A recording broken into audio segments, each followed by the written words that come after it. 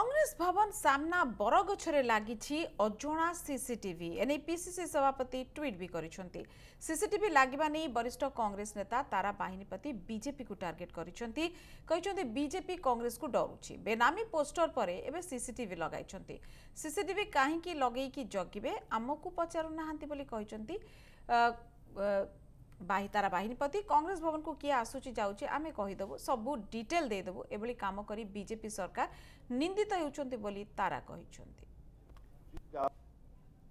हाँ जानी से आम ऑफिस को किए आसी न आसी जाउची किए रहिला कौन होउची आम ऑफिस रे सब खबर नबा पे सीसीटीवी टा को लगेइचंती हमर किछि फरक पड़िबार नै लगातु लगेला आम खबर नेबे तो पचार ना आम कहीदेबू आम खबर कौन पचारतु पचारे तो कहीदेबू कि असुविधा कौन अच्छी।